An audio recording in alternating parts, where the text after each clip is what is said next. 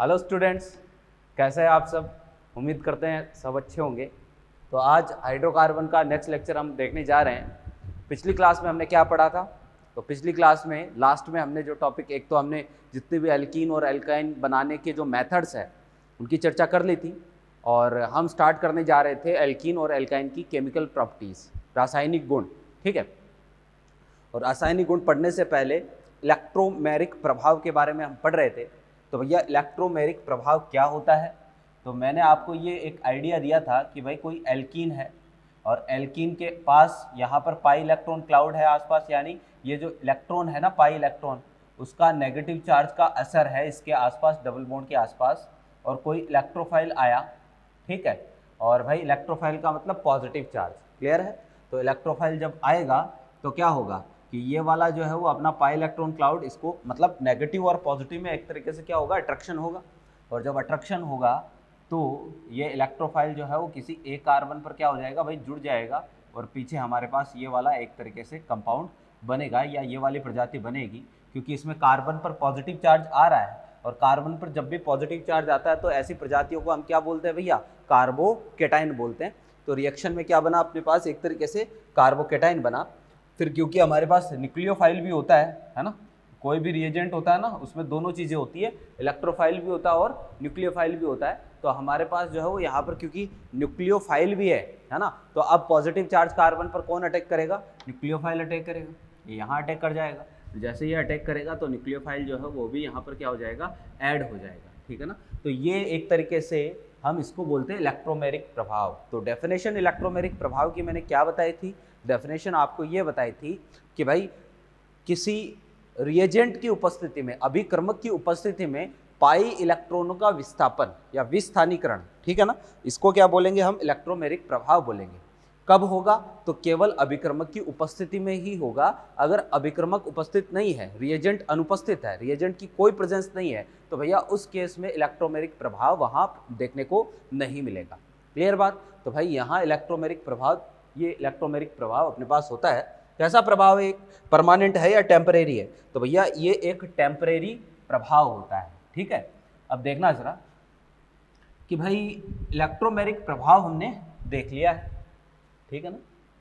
तो अब हम बात करते हैं कि भाई एल्कीन और एल्काइन जो है वो किस प्रकार की रिएक्शन देते हैं। एल्कीन और एल्काइन की जितनी भी बेसिकली मोटा मोटी जितनी भी रिएक्शंस है उनमें से ज़्यादातर जो है वो इसी इलेक्ट्रोमेरिक प्रभाव के कारण होती है। क्लियर है बात। तो भाई इसी इलेक्ट्रोमेरिक प्रभाव पर जो अभिक्रियाएं बेस्ट है उनमें हम पढ़ने जा रहे हैं इलेक्ट्रॉन स्नेही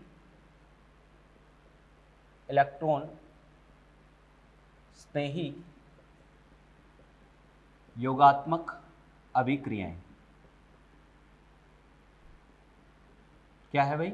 इलेक्ट्रॉन स्नेही योगात्मक अभिक्रियाएं। ठीक है। इंग्लिश में इसको बोलते हैं इलेक्ट्रोफिलिक एडिशन रिएक्शंस। ठीक है। शॉर्ट में क्या बोलेंगे, EAR, है ना, इलेक्ट्रोफिलिक एडिशन रिएक्शन, शॉर्ट में बोलेंगे क्या, EAR। ठीक है। तो ये जो रिएक्शंस है, पहले एक लाइन लिख देता हूं कि भाई एल्कीन क्या होती है उसके बारे में बाद में बात करेंगे। एल्कीन तथा एल्काइन की अभिलाक्षणिक अभिक्रियाएं तथा एल्काइन की अभिलाक्षणिक अभिक्रियाएं। ठीक है। कौन सी होती है? EAR प्रकार की होती है, EAR प्रकार की होती है। क्लियर है। तो भाई एल्कीन और एल्काइन की जो अभिलाक्षणिक अभिक्रियाएं, अभिलाक्षणिक का मतलब एक तरीके से होता है कि मुख्यतः एल्कीन और एल्काइन इस प्रकार की अभिक्रियाएं देते हैं। बेसिकली जो है वो आपको एल्कीन और एल्काइन में जो मेन टाइप ऑफ रिएक्शन देखने को मिलेगी ना, वो इस प्रकार की रिएक्शन होगी। कौन सी? EAR प्रकार की, इलेक्ट्रोफिलिक एडिशन प्रकार की अभिक्रियाएं होगी। समझ गए बात को। तो भाई मेनली जो है वो आपको एल्कीन और एल्काइन में इस प्रकार की रिएक्शन देखने को मिलेगी। अब होती क्या है? तो भाई मैं बोल रहा हूँ एल्कीन में भी हो सकती है, एल्काइन में भी हो सकती है।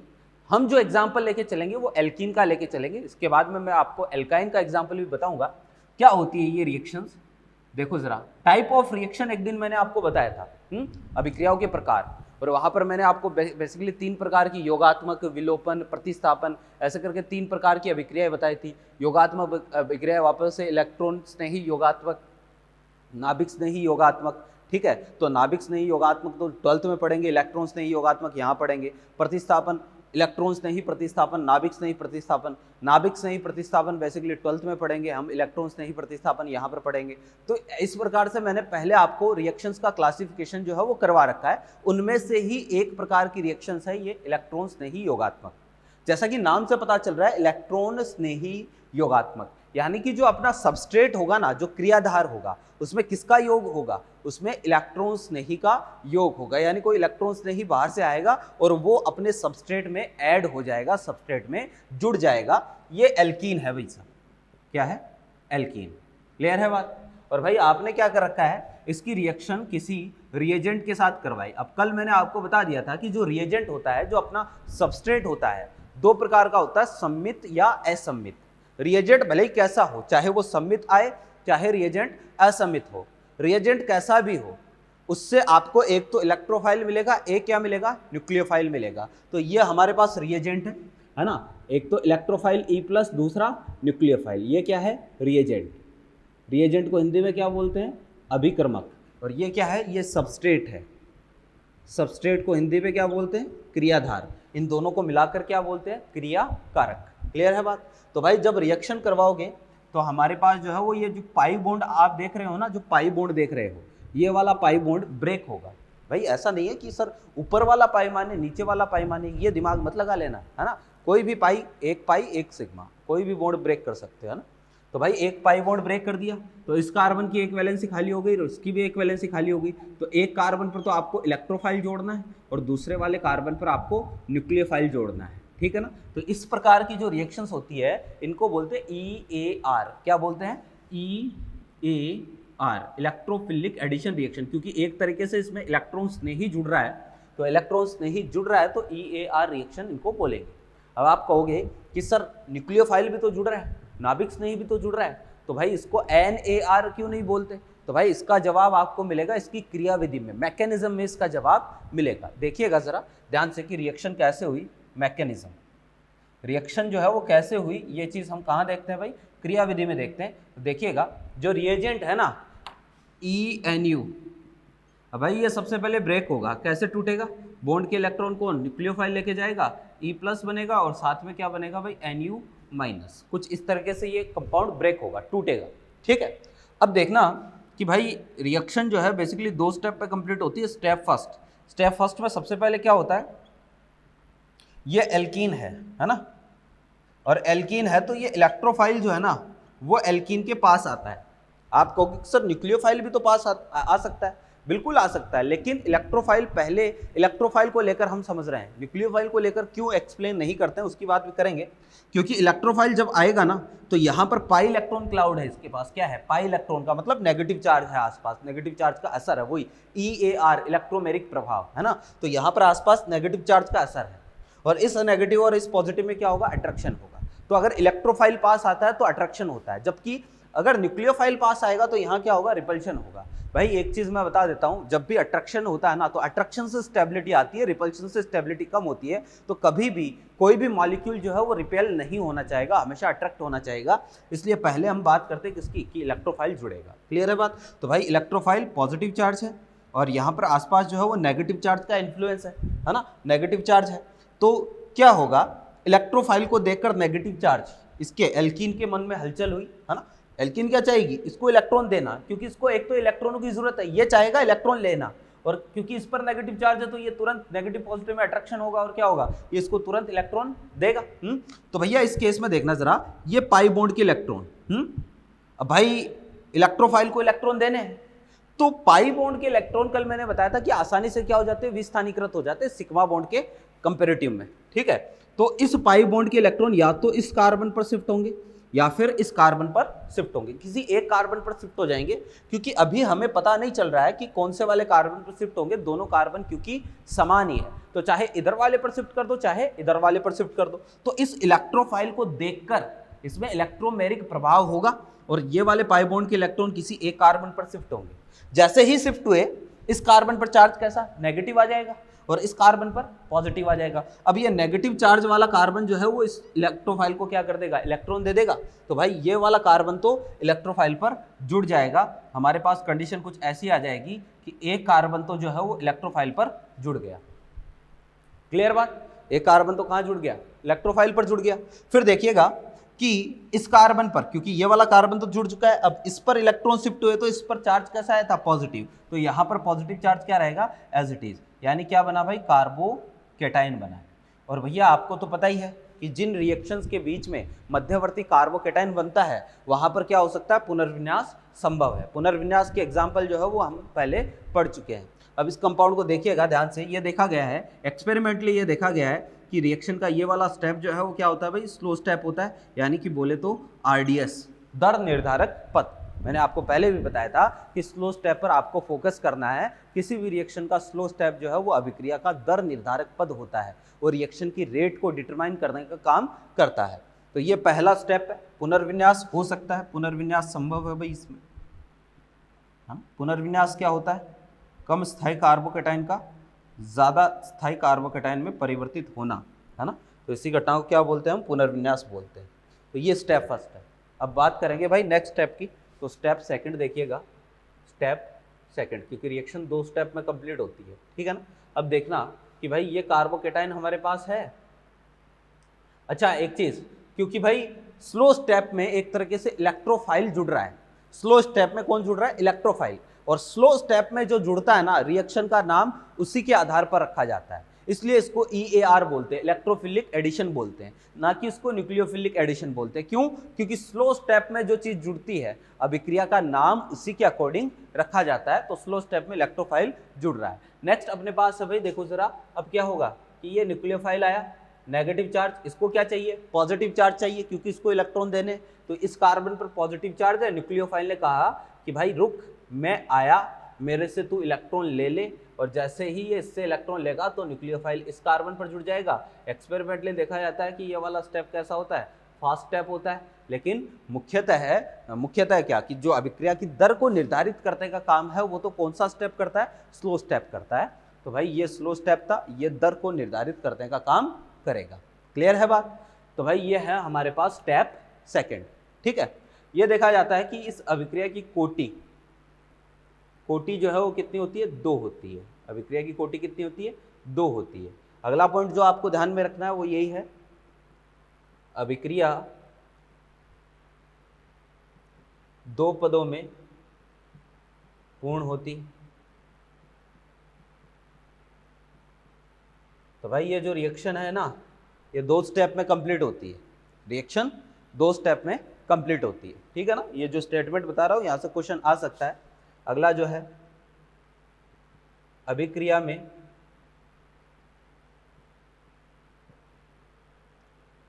मध्यवर्ती कार्बोकेटाइन बनता है, कार्बोकेटाइन बनता है, अतः पुनर्विन्यास संभव है, ठीक है। भाई इस रिएक्शन में जो इंटरमीडिएट है, जो मध्यवर्ती है, वो क्या बनेगा, कार्बोकेटाइन बनेगा। तो इसमें रीअरेंजमेंट पॉसिबल है, पुनर्विन्यास इसमें संभव है, ठीक है। अगला पॉइंट जो आपको ध्यान में रखना है, ठीक है, कि भाई इसमें मध्यवर्ती क्या बन रहा है, कार्बोकेटाइन। कार्बोकेटाइन जितना ज्यादा स्थायी होगा ये वाली रिएक्शन उतनी ही जल्दी होगी। मतलब कार्बोकेटाइन अगर स्थायी होगा तो जल्दी बनेगा, और जल्दी बनेगा इसका मतलब ये वाली रिएक्शन जल्दी होगी, है ना। तो मैं यहां पर ये भी बोल सकता हूं कि जो अभिक्रिया की दर है, जो रेट ऑफ रिएक्शन है, वो किस पर डिपेंड करती है, अभिक्रिया की दर डिपेंड करती है कार्बोकेटाइन के स्थायित्व पर। यहां से मैं ऐसा बोल सकता हूं, EAR अभिक्रिया, EAR अभिक्रिया के प्रति क्रियाशीलता, है ना, ये समानुपाती होगी किसके, कार्बोकेटाइन का स्थायित्व, ठीक है। कि भाई कार्बोकेटाइन हमारा जितना ज़्यादा स्टेबल होगा, EAR रिएक्शन जो है वो उतनी ही तेज़ी से होगी। और कार्बोकेटाइन की स्टेबिलिटी चेक करना भैया हम अच्छे से सीख चुके हैं। इलेक्ट्रॉन डोनर इफेक्ट जितने ज़्यादा लगेंगे, इलेक्ट्रॉन डोनर इफेक्ट जो है ना, जितना ज़्यादा लगेगा कार्बोकेटाइन हमारा उतना ही ज़्यादा स्टेबल होगा, कार्बोकेटाइन उतना स्टेबल होगा, ठीक है ना। तो अब आपको पूछ ले कि भाई कौन सा कम क्रियाशील है, कौन सा ज़्यादा क्रियाशील है, तो इस बेसिस पर हम बता सकते हैं। एग्जाम्पल के लिए मैंने कहा कि ये वाली रिएक्शन एल्कीन और एल्काइन दोनों के लिए अभिलाक्षणिक अभिक्रियाएं होती है, दोनों की करेक्टरिस्टिक रिएक्शंस होती है। तो इसका मतलब यह है कि एल्कीन भी देती है और एल्काइन भी देती है। तो अगर मैं दोनों को कंपेयर कर दूं कि दोनों में से जल्दी रिएक्शन कौन करेगा, कोई एल्कीन जल्दी रिएक्शन करेगी या कोई एल्काइन जल्दी रिएक्शन करेगी, अगर हम कंपैरिजन करें तो देखिएगा क्या रिजल्ट निकलता है, जल्दी कौन सा रिएक्शन देगा।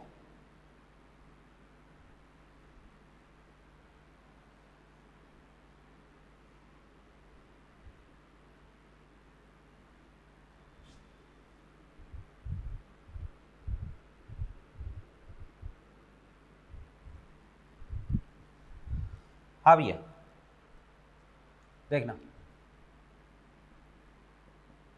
भाई, देखो एक तो एल्कीन है ना, कंपैरिजन कर रहे हैं कौन सा जल्दी रिएक्शन देगा, ज़्यादा क्रियाशील कौन होता है EAR के लिए, एक एल्काइन है, ठीक है। मैंने क्या कहा कि भाई EAR रिएक्शन में क्या बनता है, कार्बोकेटाइन। देखिएगा कि कोई इलेक्ट्रोफाइल आया, इलेक्ट्रोफाइल को देखकर इस पाई बॉन्ड में हलचल हुई, ये वाला पाई बॉन्ड किसी कार्बन पर शिफ्ट होगा, मान लो इस कार्बन पर शिफ्ट हो गया और इस कार्बन ने इलेक्ट्रोफाइल को इलेक्ट्रॉन दे दिया, तो हमारे पास जो है वो पीछे इस कार्बन पर चार्ज पॉजिटिव आएगा। क्लियर। ऐसा ही यहाँ इलेक्ट्रोफाइल आया, इलेक्ट्रोफाइल देखकर पाई बॉन्ड के मन में हलचल हुई, ये वाला पाई बॉन्ड किसी कार्बन पर शिफ्ट हुआ, इस कार्बन ने इस इलेक्ट्रोफाइल को इलेक्ट्रॉन दे दिया, कंडीशन कुछ ऐसी आ गई, इस कार्बन पर पॉजिटिव चार्ज आ गया। क्लियर है भाई। ये देखिएगा ये वाला जो है वो अपने पास डबल बॉन्डेड कार्बन है, और डबल बॉन्डेड कार्बन जो है उसकी इलेक्ट्रोनेगेटिविटी क्या होती है, ज़्यादा होती है। ये सिंगल बॉन्डेड कार्बन है ना, डबल बॉन्डेड कार्बन है तो ये अधिक विद्युत ऋणी है, अधिक इलेक्ट्रॉन नेगेटिव है, और ये वाला सिंगल बॉन्डेड है तो ये इससे कम इलेक्ट्रोनेगेटिव है, ठीक है। और भाई मुझे ये पता है कि ज़्यादा विद्युत ऋणी पर नेगेटिव चार्ज ज़्यादा स्थायी होता है और पॉजिटिव चार्ज कम स्थायी होता है। कम विद्युत ऋणी पर उल्टा, कम विद्युत ऋणी पर पॉजिटिव चार्ज कम स्थायी होता है, नेगेटिव चार्ज ओके, ज्यादा विद्युत ऋणी पर नेगेटिव चार्ज ज्यादा स्थायी होता है, कम विद्युत ऋणी पर पॉजिटिव चार्ज ज्यादा स्थायी होता है। तो ये वाला अधिक विद्युत ऋणी है, इस पर पॉजिटिव चार्ज जो है वो कम स्थायी होगा, पॉजिटिव चार्ज कम स्थायी है ना, कम स्थायी।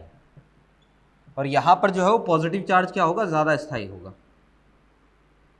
पॉजिटिव चार्ज ज़्यादा स्थायी। समझ गए बात को। तो भाई अगर मैं इन दोनों कार्बोकेटाइन में स्टेबिलिटी का ऑर्डर चेक करूं, स्टेबिलिटी, तो ये वाला जो है वो ज़्यादा स्थायी होगा, और कार्बोकेटाइन अगर ज़्यादा स्थायी है तो इसका मतलब ये वाला जल्दी बनेगा। और भैया जी ये अगर जल्दी बन रहा है इसका मतलब रिएक्शन तेजी से होगी, तो यहाँ रिएक्टिविटी का ऑर्डर क्या हो जाएगा भाई अपने पास, रिएक्टिविटी का ऑर्डर ये वाला हो जाएगा। यानी एल्कीन जो है ना वो एल्काइन से ज्यादा रिएक्टिव होती है। EAR रिएक्शन करवानी हो, एक तो एल्कीन में करवानी है, एक एल्काइन में करवानी है, तो जल्दी रिएक्शन कौन करेगी भाई साहब, एल्कीन जल्दी रिएक्शन करेगी। एल्कीन जो है वो EAR अभिक्रिया तीव्रता से देती है बजाय एल्काइन के। क्लियर है, और कारण आपके सामने है ना। तो ये है EAR रिएक्शन के प्रति क्रियाशीलता, EAR के प्रति क्रियाशीलता। एक रिएक्शन होती है भाई अपने पास हाइड्रोजनीकरण, जिसको उत्प्रेरकीय हाइड्रोजनीकरण बोलते हैं।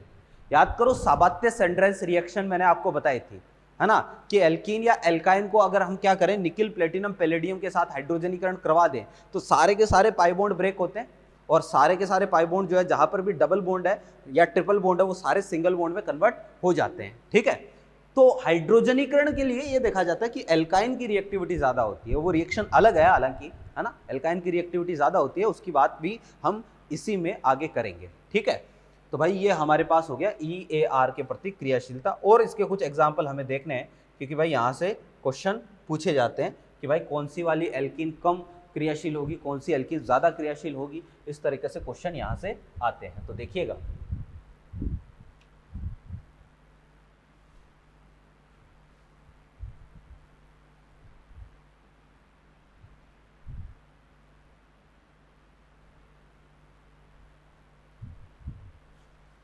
हाँ भाई देखो, जैसे मैंने आपको एक कंपाउंड दे दिया,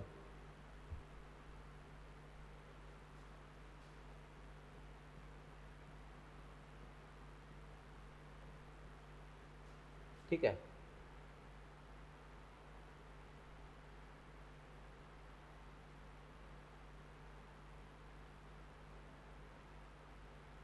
ठीक है, ये 3 एल्कीन दे दी आपको। देखो कैसे सोचना है, ये 3 एल्कीन दे दी, ठीक है, और आपको पूछ लिया कि इनमें EAR के प्रति क्रियाशीलता का क्रम क्या होगा, है ना।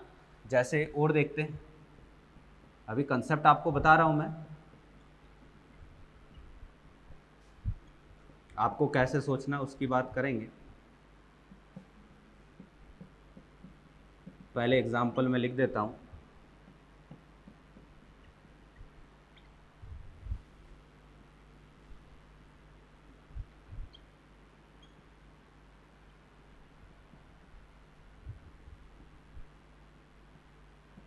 एक ये एग्जाम्पल है,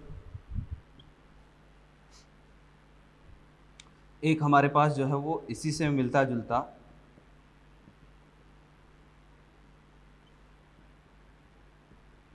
एक ये वाला एग्जाम्पल है।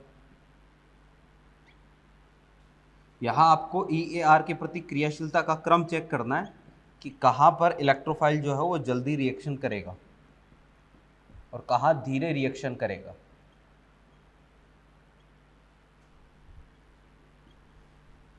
ठीक है, तो भाई देखिएगा, EAR रिएक्शन जो होती है उसमें सबसे पहले हम क्या करते हैं, कार्बोकेटाइन बनाते हैं। अब ध्यान से, कार्बोकेटाइन कैसे बनाना है ये मैं आपको सिखाने जा रहा हूं, ठीक है ना,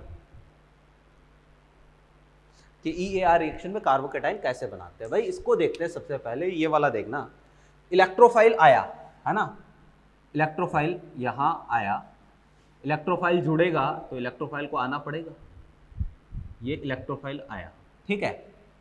अब इलेक्ट्रोफाइल पर चार्ज पॉजिटिव है ना, एल्कीन जो है वो नेगेटिव चार्ज है, तो इलेक्ट्रोफाइल को या तो क्या होगा कि भाई अब देखना जरा, दोनों कार्बन समान नहीं है, दोनों कार्बन क्या है, अलग अलग है, और दोनों कार्बन अलग अलग है, तो या तो ये हो सकता है कि इस बॉन्ड के इलेक्ट्रॉन अंदर वाले कार्बन पर शिफ्ट हो, या फिर ये भी पॉसिबिलिटी है कि इस बॉन्ड के इलेक्ट्रॉन बाहर वाले कार्बन पर शिफ्ट हो। दोनों पॉसिबिलिटी हो सकती है, कौन सी पॉसिबिलिटी सही है, कैसे सोचेंगे। तो भाई यूँ सोचो, जैसे इस वाले एग्जाम्पल में मैं दोनों कार्बन पर शिफ्ट करवा के चेक कर रहा हूँ, है ना, तो CH3 और ये NH, अगर अंदर वाले पर शिफ्ट होगा तो यहाँ नेगेटिव चार्ज आएगा और बाहर वाले पर पॉजिटिव चार्ज आएगा, ठीक है।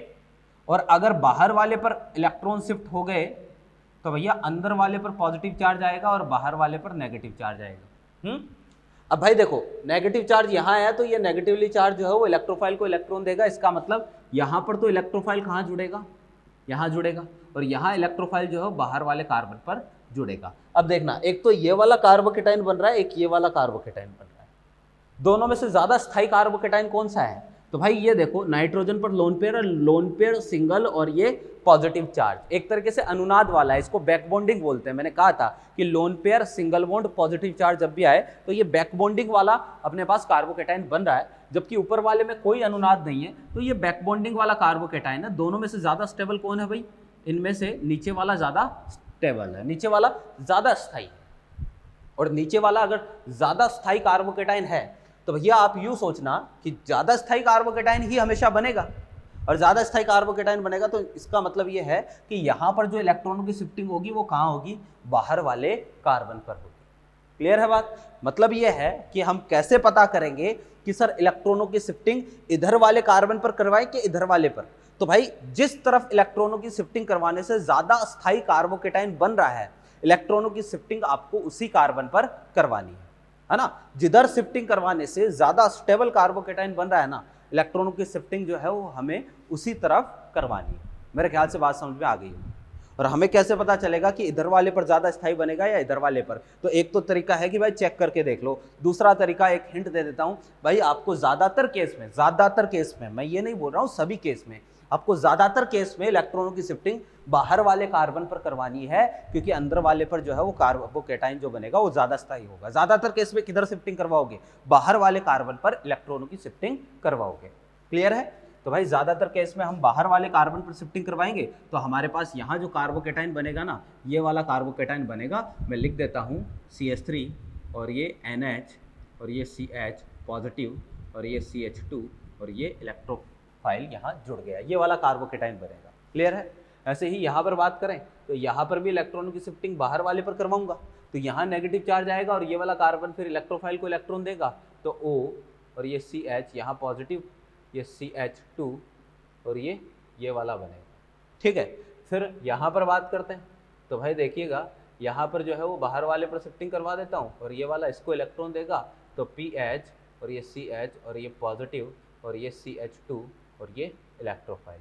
ठीक है, तो भाई देखो ज़रा, सबसे कार्बोकेटाइन बना लिया हमने। अब चेक करेंगे कि कौन सा वाला कार्बोकेटाइन कम स्थायी है, कौन सा ज़्यादा स्थायी है। जो ज़्यादा स्थायी कार्बोकेटाइन होगा वो जल्दी बनेगा और जल्दी बनेगा वहाँ पर रिएक्शन जल्दी होगी। हाँ, ये वाला देखो कि भाई lone pair single bond positive charge back bonding वाला है, ये वाला भी ऑक्सीजन पर लोन पेयर है यहाँ पर, तो lone pair single bond positive charge, ये भी बैक बॉन्डिंग वाला है।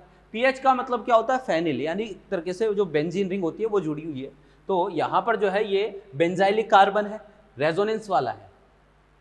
हालांकि बैक बॉन्डिंग भी एक तरीका का अनुनाद ही होता है, रेजोनेंस ही होता है, लेकिन एक चीज मैंने आपको बताई थी, याद करो, ABC है ना, इसका मतलब सबसे ज्यादा एरोमेटिक, फिर बैक बॉन्डिंग वाला, फिर CPM वाला स्टेबल होता है और फिर इसके बाद में बाकी के कार्बोकेटाइन आते हैं। तो यहाँ बैक बॉन्डिंग वाले जो है वो रेजोनेंस वाले से ज्यादा स्थायी होंगे, ये तो आप समझ गए। यानी रेजोनेंस वाला इन तीनों में से सबसे कम स्थायी है, तो तीसरा वाला सबसे कम स्थायी, तो रिएक्टिविटी तीसरे की सबसे कम हो जाएगी, है ना। ये इन तीनों में से सबसे धीरे बनेगा तो रिएक्टिविटी इसकी कम है। यहाँ इन दोनों में बात करते हैं, तो भाई यहाँ डोनर कौन है? नाइट्रोजन है। यहाँ डोनर कौन है? ऑक्सीजन है ना। यानी ये लोन पेयर इधर जाएगा तो ही तो अनुनाद चलेगा, तो ही तो बैक बॉन्डिंग होगी। नाइट्रोजन बढ़िया डोनर है कि ऑक्सीजन बढ़िया डोनर है? डोनर बढ़िया कौन है? नाइट्रोजन बढ़िया डोनर है। क्यों? कम इलेक्ट्रोनेगेटिव, कम विद्युत ऋणी, तो विद्युत ऋणता कम है तो इलेक्ट्रॉन आसानी से देगा, ज्यादा है तो इलेक्ट्रॉन मुश्किल से देगा। क्यों? विद्युत ऋणता क्या होती है? बंद के इलेक्ट्रॉनों को अपनी ओर आकर्षित करने की क्षमता को विद्युत ऋणता हम बोलते हैं। तो भाई यहां तो इलेक्ट्रॉन देना है, यानी अपोजिट है, तो भाई इसकी विद्युत ऋणता कम है तो ये वाला आसानी से इलेक्ट्रॉन देगा बजाय इसके। तो अगर आसानी से इलेक्ट्रॉन देगा, आसानी से बीबी आएगी, बीबी का मतलब बैक बॉन्डिंग, तो आसानी से बैक बॉन्डिंग होगी, और आसानी से बैक बॉन्डिंग होगी तो भाई ये वाला ज्यादा स्टेबल है, सबसे ज्यादा स्टेबल फर्स्ट, फिर सेकंड, फिर थर्ड। ये हमारे पास स्टेबिलिटी का ऑर्डर आया है, तो भाई रिएक्टिविटी का ऑर्डर भी यही होगा। क्लियर बात? यहां चेक करते हैं, देखिएगा मैंने क्या कहा, सबसे पहले कार्बोकेटाइन बनाना है। कार्बोकेटाइन कैसे बनेगा? इलेक्ट्रॉनों की शिफ्टिंग किधर करवाऊं? बाहर वाले कार्बन पर इलेक्ट्रॉनों की शिफ्टिंग करवाओ। तो भाई यहाँ इस कार्बन पर पॉजिटिव चार्ज आएगा, मैं डायरेक्टली बना रहा हूँ भाई, क्योंकि बार बार एक बार कंसेप्ट समझ लिए तो बार बार हमें जो है वो बनाने की जरूरत नहीं है। फिर इस वाले कार्बन पर पॉजिटिव चार्ज, यहाँ पॉजिटिव चार्ज और यहाँ पर भी पॉजिटिव चार्ज, है ना। अब देखना CH3 का इफेक्ट कैसा होता है, प्रभाव प्लस H और प्लस I होता है। ऑर्थो, मेटा और ये पैरा, पैरा पर H और I, ऑर्थो पर भी H और I, और मेटा पर केवल कौन सा होता है भाई? मेटा पर केवल I प्रभाव होता है। यहाँ OCH3 भाई इसका प्रभाव कैसा है? प्लस M, CN का प्रभाव माइनस M और NO2 का प्रभाव माइनस M। हमें पता है कि भाई प्लस वाले प्रभाव जितने ज़्यादा होते हैं, प्लस वाले प्रभाव जितने ज़्यादा होते हैं स्टेबिलिटी उतनी ही ज़्यादा होती है। अब ये देखना, ये तो प्लस I से या प्लस H से इलेक्ट्रॉन देगा, ये प्लस M से इलेक्ट्रॉन दे रहा है, तो ज़्यादा स्टेबिलिटी कहाँ आएगी? प्लस M वाले में आएगी। सबसे ज़्यादा स्थायी कार्बोकेटाइन सेकंड, फिर फर्स्ट। ये भी इलेक्ट्रॉन खींच रहा है, विड्रॉ कर रहा है, ये भी इलेक्ट्रॉन विड्रॉ कर रहा है। जो ज़्यादा इलेक्ट्रॉन विड्रॉ करेगा वहाँ पर स्टेबिलिटी क्या होगी? कम होगी। तो भाई ज़्यादा माइनस M किसका है? NO2 का है कि CN का है? बहुत अच्छे से कार्बोकेटाइन की स्टेबिलिटी का ऑर्डर आपको बताया हुआ है भाई पहले, है ना। तो NO2 का माइनस M ज़्यादा है, CN का कम है, इसका मतलब CN वाले की स्टेबिलिटी ज़्यादा होगी। तो अब आएगा थर्ड और सबसे कम स्टेबल फोर्थ। ये हमारे पास कार्बोकेटाइन की स्टेबिलिटी का ऑर्डर आएगा। तो जो ऑर्डर कार्बोकेटाइन की स्टेबिलिटी का है वही ऑर्डर किसका आएगा? वही ऑर्डर हमारे पास रिएक्टिविटी का आएगा, यानी ये वाला सबसे जल्दी EAR रिएक्शन देगा। यहाँ चेक करिएगा, तो भाई बाहर वाले पर शिफ्ट करेंगे, अंदर वाले पर पॉजिटिव चार्ज, यहाँ पॉजिटिव चार्ज, यहाँ पॉजिटिव चार्ज, यहाँ पॉजिटिव चार्ज डायरेक्टली लगा रहा हूँ, है ना। तो ये CH3 लगा है, तो CH3 का इफेक्ट ऑर्थो पर कैसा? प्लस H और प्लस I, है ना। मेटा पर कैसा इफेक्ट होगा इसका? प्लस I, और यहाँ पर इफेक्ट कैसा होगा भाई इसका? प्लस H और प्लस I। क्लियर है? तो ध्यान से, plus H plus I plus I plus H plus I. समझ गए? तो भाई इसमें देखना जरा, अच्छा ये बताओ कि H और I में से ज्यादा इलेक्ट्रॉन डोनर कौन सा होता है? ज्यादा इलेक्ट्रॉन किससे दिए जाते हैं? H से दिए जाते हैं कि I से दिए जाते हैं? ज्यादा इलेक्ट्रॉन दिए जाते हैं H से। तो अगर कार्बोकेटाइन को ज्यादा इलेक्ट्रॉन दिए जाएंगे तो वहां स्टेबिलिटी भी क्या होगी? ज्यादा होगी। तो भैया देखना जरा, ये H से इलेक्ट्रॉन दे रहा है, ये भी H से इलेक्ट्रॉन दे रहा है। अब H तो दोनों जगह बराबर है ना भाई? पहले H को चेक करेंगे, I वाले को तो बाद में चेक करेंगे। तो भाई H वाला ज्यादा स्थायी होगा, तो या तो पहला ज्यादा स्थायी होगा या तीसरा ज्यादा स्थायी होगा। अब H तो दोनों में है, ऑर्थो और पैरा पर H क्या होता है? बराबर होता है, लेकिन I जो है वो ऑर्थो पर ज्यादा होता है।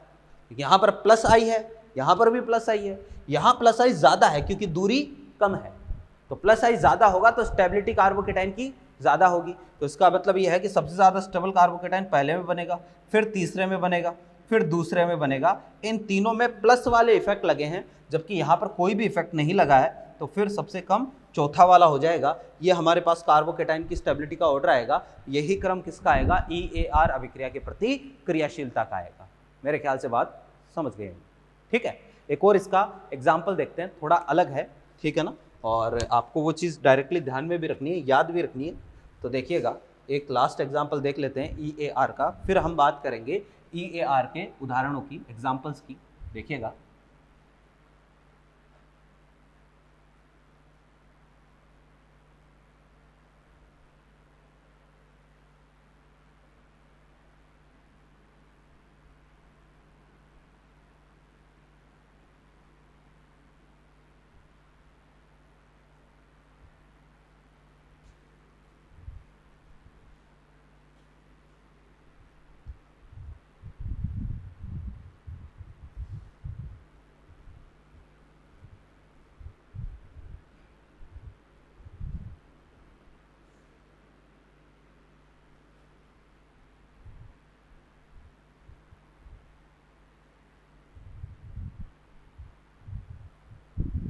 हाँ भाई,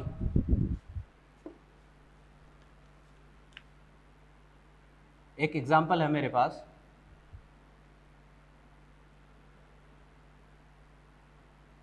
एक तो ये है, एल्कीन है कोई, है ना?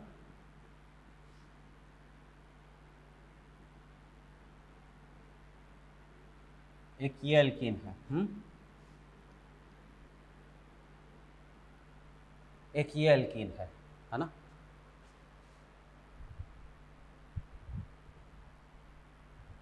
एक ये एल्कीन है,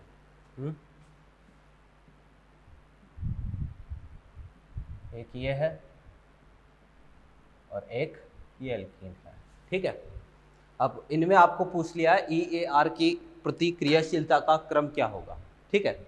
तो मैंने क्या कहा, कार्बोकेटाइन बनाते हैं, स्टेबिलिटी चेक करते हैं, लेकिन यहाँ पर आपको ये देखो ज़रा, आप सोचना समझना कि भाई EAR रिएक्शन क्या है, क्यों होती है EAR रिएक्शन, होती क्यों है? भाई देखो, ये एल्कीन है, ये इलेक्ट्रोफाइल है। क्यों होती है रिएक्शन? यहाँ आसपास पाई इलेक्ट्रॉन क्लाउड है, ठीक है? पाई इलेक्ट्रॉन क्लाउड की वजह से ये इसको अट्रैक्ट करेगा, दोनों में आकर्षण होगा। इन दोनों में अगर आकर्षण हुआ तो EAR रिएक्शन होगी, ठीक है? अब ये आकर्षण जितना ज़्यादा होगा तो EAR रिएक्शन उतनी जल्दी होगी। यही कंसेप्ट है ना, कि आकर्षण हुआ तभी कार्बोकेटाइन बना था, एक्चुअल में तो ये है। तो अब देखो कि अगर यहाँ एल्कीन पर मैं कोई इलेक्ट्रॉन डोनर ग्रुप जोड़ दूँ, इलेक्ट्रॉन डोनर ग्रुप जोड़ दूँ, इलेक्ट्रॉन डोनर ग्रुप जोड़ दूँ, यहाँ पर क्या कर दिया भाई, आसपास मैंने इलेक्ट्रॉन डोनर ग्रुप जोड़ दिए जो चारों तरफ से इसको इलेक्ट्रॉन दे रहे हैं।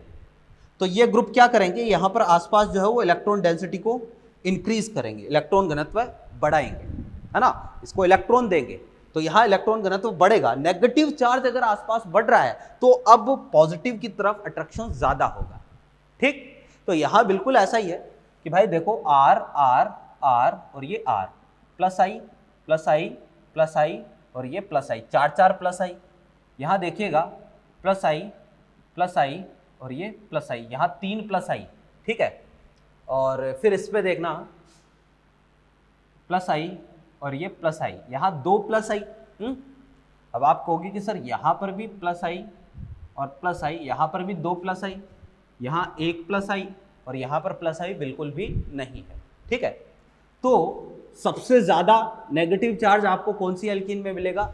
इस वाली एल्कीन में मिलेगा, यानी इलेक्ट्रोफाइल अगर इसके पास आता है सबसे ज्यादा अट्रैक्ट होगा।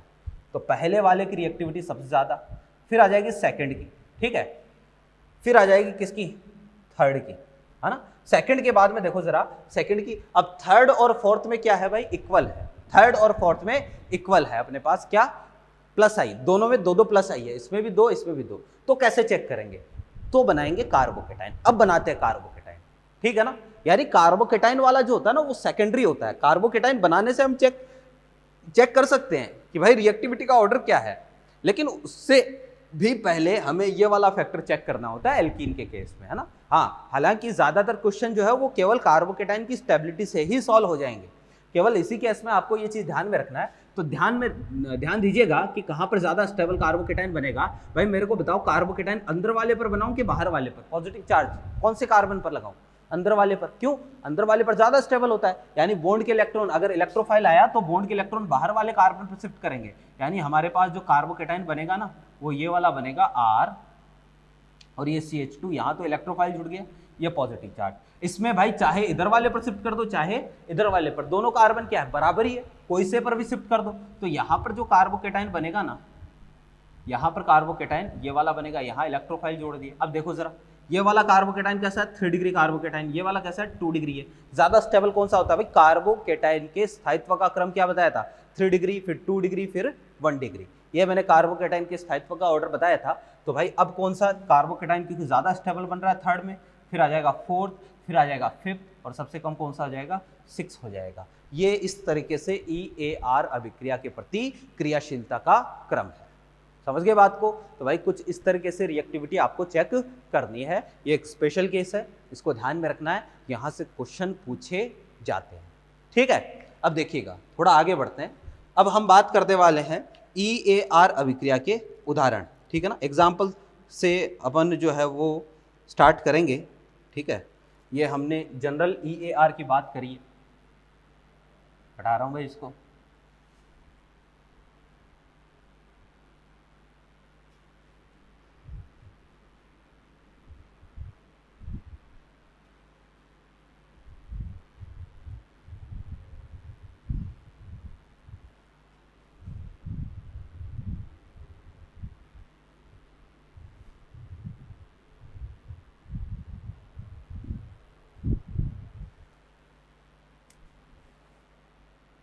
हाँ भैया, EAR के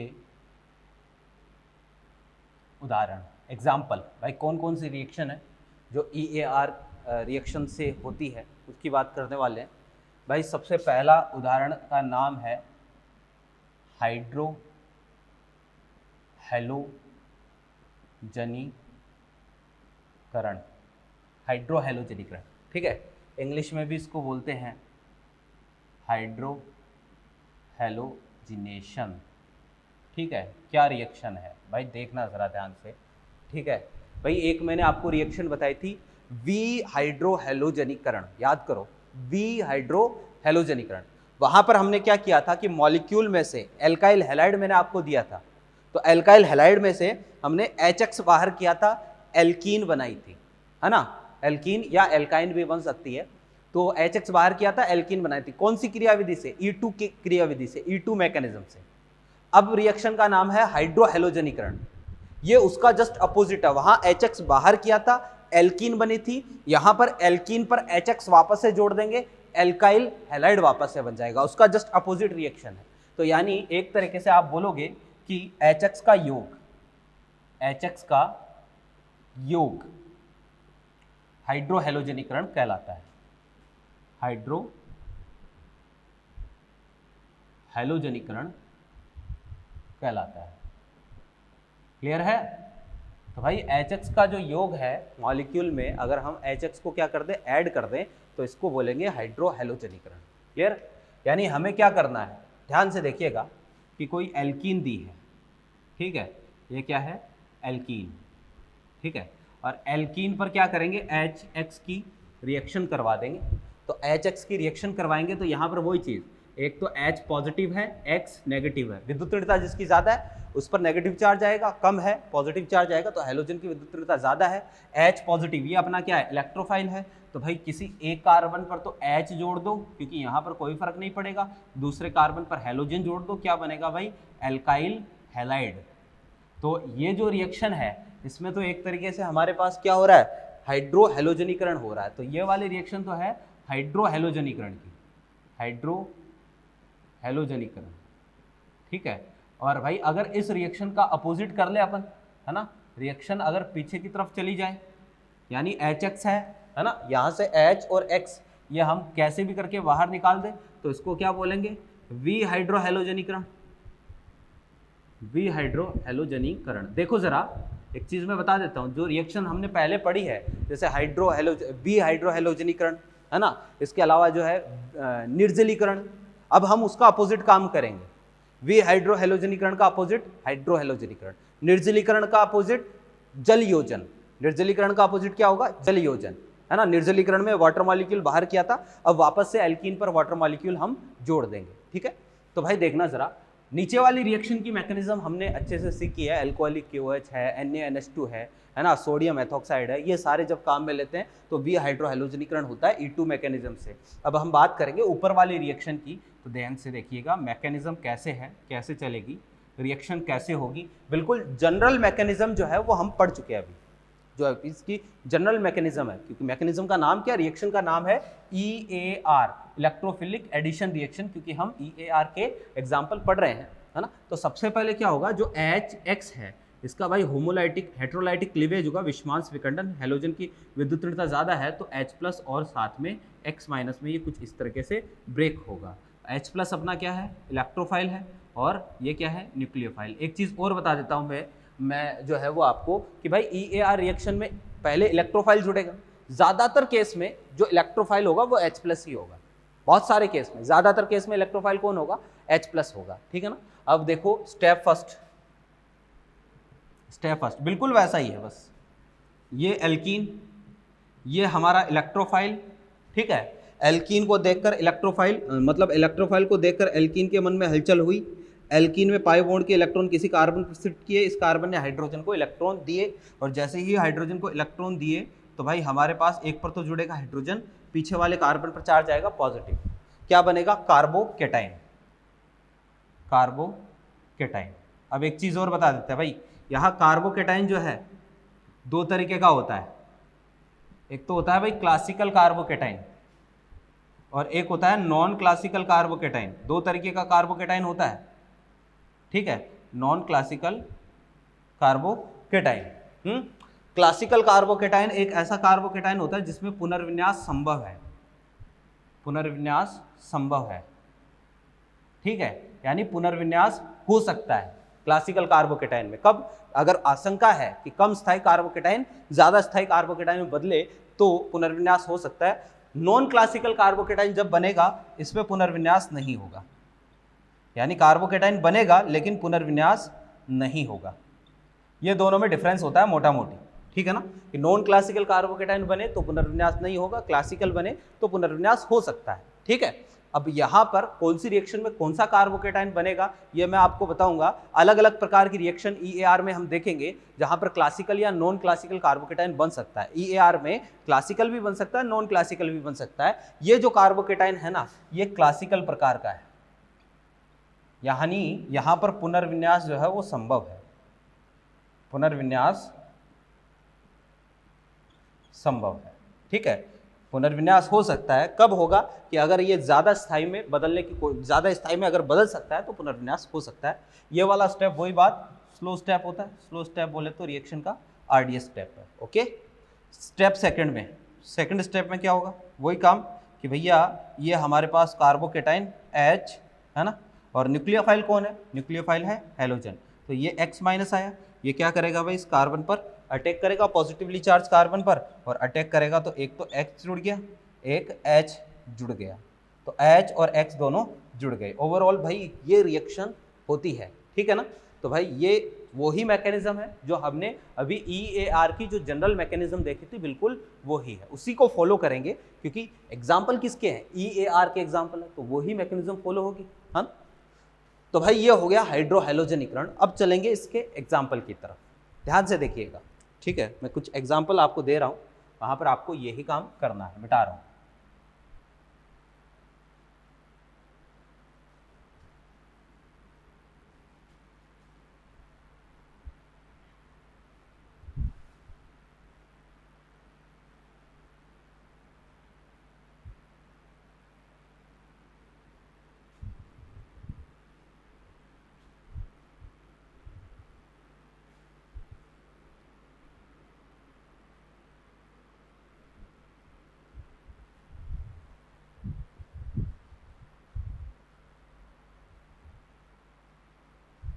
हाँ जी, देखो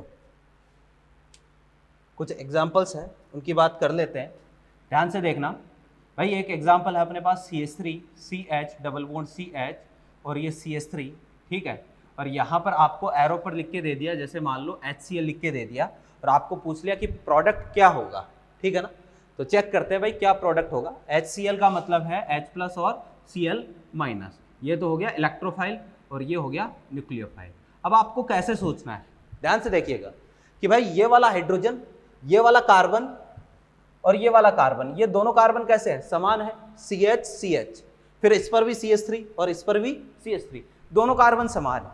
अगर ऐसा ही कंडीशन आ जाए कि दोनों तरफ कार्बन समान है, कोई दिक्कत नहीं, आप जिस पर चाहो उस पर H जोड़ दो, जिस पर चाहो उस पर हैलोजन जोड़ दो। तो मैं काम करूंगा कि भाई किसी एक कार्बन पर जो है वो H जोड़ दो, जैसे इस पर H जोड़ दिया, और एक पर जो है वो Cl जोड़ दो, ये लो जी, खत्म बात। रिएक्शन में आप चाहो तो इस पर Cl जोड़ सकते हो, इस पर H, कोई फर्क नहीं पड़ेगा। यहां कोई फर्क नहीं पड़ा, लेकिन अगर आपको ऐसा केस दे दे CH2 और HCl, यहां फर्क पड़ेगा। देखिएगा कैसे भाई, देखो सबसे पहले आपको क्या करना है, ऐसा क्वेश्चन जब भी आए, दोनों तरफ एक तरीके से अगर सम्मित एल्केन दे दे, सम्मित एल्कीन दे दे, तब तो आप कहीं भी हैलोजन जोड़ दो और कहीं भी हाइड्रोजन जोड़ दो, कोई फर्क नहीं पड़ेगा। असम्मित एल्कीन दे दे, तो भाई या तो अब इस बॉन्ड को बाहर वाले कार्बन पर शिफ्ट करूंगा, ठीक है, यहां नेगेटिव चार्ज आएगा, और ये वाला कार्बन जो है वो क्या करेगा, H+ को इलेक्ट्रॉन देगा। कार्बोकेटाइन कौन सा बनेगा भाई, ये वाला कार्बोकेटाइन बनेगा CH, और देखो CH2 है, हाइड्रोजन यहां जुड़ गया, CH3 हो गया, और यहां पर पॉजिटिव चार्ज, एक 2 डिग्री कार्बोकेटाइन बना, है ना।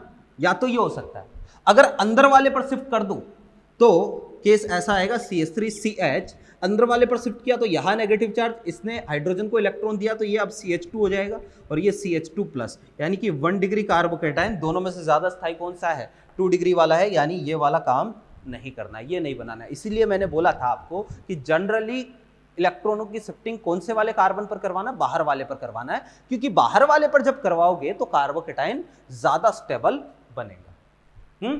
तो भाई देखो CH3 ये कार्बोकेटाइन बना, अब पुनर्विन्यास हो सकता है क्या इसमें, नहीं हो सकता, पुनर्विन्यास तो नहीं होगा, क्योंकि यहां से आप हाइड्राइड शिफ्टिंग करवाओगे तो 1 डिग्री बन जाएगा, जो कि संभव नहीं है। तो अब कौन आया, Cl- आया, Cl- अटैक करेगा, Cl- अटैक करेगा तो CH3 CH, यहाँ Cl जुड़ा और यहाँ CH3, ये लो, ये सिंपल सा काम हो गया। यानी कुल मिला के बात ये है, इस प्रकार का क्वेश्चन जब भी आए, कार्बोकेटाइन बनाना है, पुनर्विन्यास करवाना है और उत्पाद बनाना है, ये काम करना है, उत्पाद बताना है। देखिएगा, बड़ी ध्यान से देखिएगा, ये लो जी, ये कोई एल्कीन दे दी, हाँ, और यहाँ पर मैंने आपको लिख के दे दिया भाई HBr, कुछ भी दे सकता है, HCl दे सकता है, HBr HI कुछ भी दे सकता है, HBr लिख के दे दिया, तो HBr में H+ Br-, ये मेरे को जोड़ना है। तो क्या करो, देखो जरा, ये बाहर वाला कार्बन, ये अंदर वाला कार्बन, बोलो इलेक्ट्रॉनों की शिफ्टिंग कौन से कार्बन की तरफ करवाऊं, बाहर वाले पर करवाऊंगा। क्यों, क्योंकि जैसे ही इलेक्ट्रॉनों की शिफ्टिंग इस कार्बन पर होगी, ये नेगेटिव चार्ज आएगा, ये वाला कार्बन हाइड्रोजन को इलेक्ट्रॉन देगा, हमारे पास कार्बोकेटाइन कौन सा बनेगा भाई, ये कार्बोकेटाइन बनेगा, ठीक है। यहाँ अभी CH2 है और ये हाइड्रोजन जैसे ही जुड़ेगा तो CH3 हो जाएगा, कार्बोकेटाइन बन गया। अब देखो जरा, यहाँ पर हाइड्रोजन है, 2 डिग्री कार्बोकेटाइन है, ठीक है, ये हाइड्रोजन जो है वो यहाँ से हटके यहाँ पर, इसमें क्या करवा दिया, पुनर्विन्यास करवा दिया, पुनर्विन्यास। और जैसे ही इसमें पुनर्विन्यास करवाई मैंने, 1-2 हाइड्राइड शिफ्टिंग करवाई, तो 1-2 हाइड्राइड शिफ्टिंग जैसे ही होगी, ये लो जी, ये पॉजिटिव चार्ज यहाँ आया। और ज़्यादा स्थायी हो सकता है क्या, ना भैया, और ज़्यादा स्थायी नहीं हो सकता। तो अब जो है वो Cl- या अपना जो भी Br- है, ये यहाँ पर अटैक करेगा और जैसे ही बी आर माइनस अटैक करेगा तो हमारे पास ये लो जी, ये जुड़ गया बी आर, यानी इसमें अगर रिएक्शन होगी तो ये वाला प्रोडक्ट बनेगा। ठीक है, तो भाई इस तरीके से आपको क्या करना है, काम करना है, ठीक है ना। और इस पर जो है वो कुछ और एग्जाम्पल देखेंगे, ठीक है, और इस पर बातें करेंगे हम बाकी, है ना। एक चीज़ और कि भाई ये कार्बोकेटाइन वाले पुनर्विन्यास वाले जो एग्जाम्पल आएंगे वो ही एग्जाम्पल होंगे जो पहले आ चुके हैं, मैंने आपको करवा दिए हैं। जो एग्जाम्पल जनरली पूछे जाते हैं, मोस्ट कॉमन जो एग्जाम्पल ज़्यादातर पूछे जाते हैं, सारे एग्जाम्पल मैंने आपको पहले ही करवा दिए हैं, ताकि आपको नए, मतलब आप अगर देखोगे तो दिक्कत आ सकती है, इसलिए मैंने पहले ही आपको एग्जाम्पल करवा दिए, वही एग्जाम्पल बार बार रिपीट होंगे। ठीक है, अब इसके बाद में कल इसके बारे में बहुत सारे और एग्जाम्पल हम देखने वाले हैं, इस रिएक्शन के बारे में और भी बातें होगी। ठीक है, इसमें या इससे पहले कि किसी भी क्लास में आपको किसी भी प्रकार का कोई भी डाउट रहा हो तो आप मेरे से डिस्कस करें, बात करें, पूछें, हम आपका डाउट सॉल्व करने की पूरी कोशिश करेंगे। यहाँ से हम कंटिन्यू करते हैं भैया नेक्स्ट क्लास में। Thank you.